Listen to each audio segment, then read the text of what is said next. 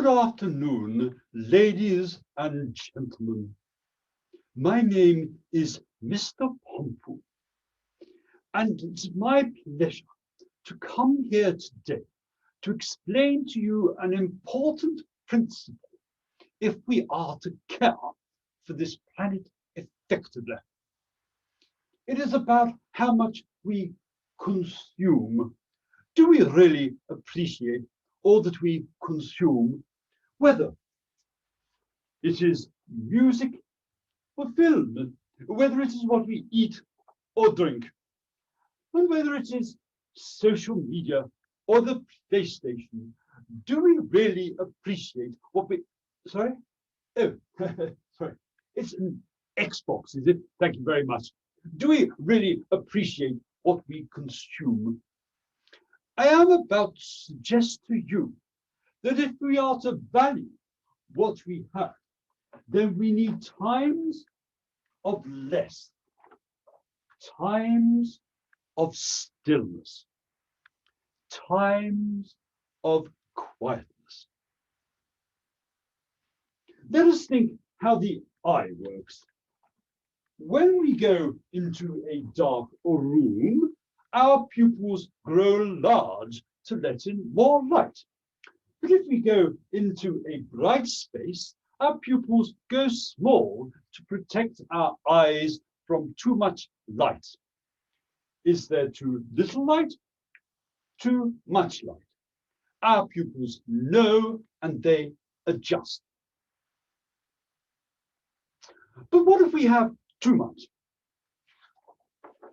I remember when I was a young man, a little while ago now, going to my first rock gig. When I came back to my motor bicycle after the rock gig, I turned on the engine and I couldn't hear it start.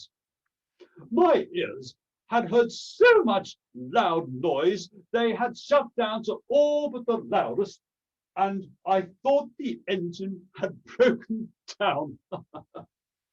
But the serious point is this: if we have too much, we lose sensitivity to what we have. I call this principle sensitivity lives in spaces. So I say we are designed to have times of more and times of less.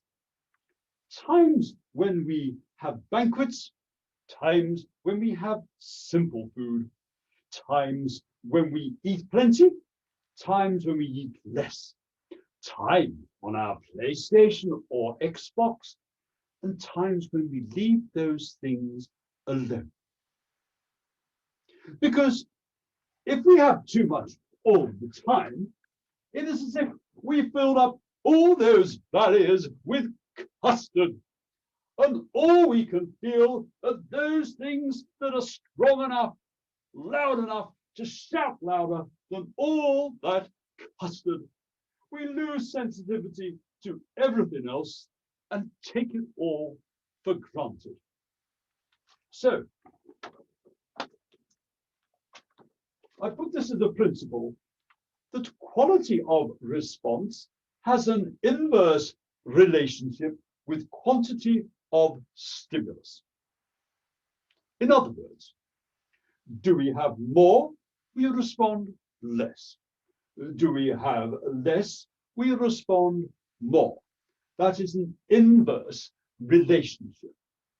Now, you may have heard it said, more is less, and less is more. And that is because just as our eyes and our ears adjust to too much of something, so our heart, our emotional center adjusts and we feel less.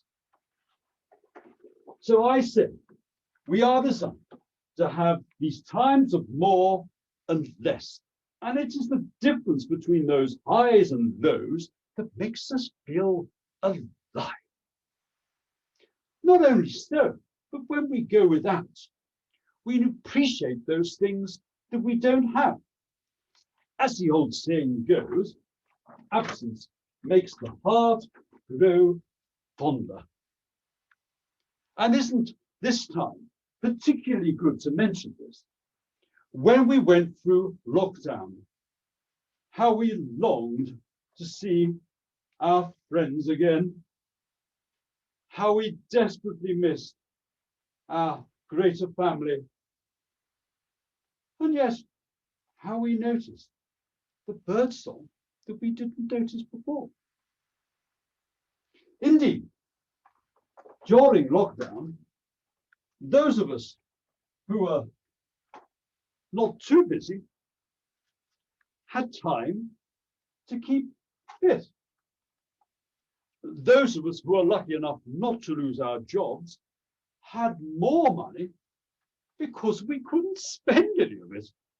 And we all noticed the cleaner air.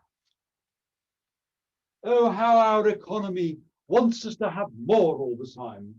But I say that by having times of more, times of less, and times of more again, we learn to appreciate what we have. We can live healthier and wealthier lives, and most important, we can hand on a better planet for our children.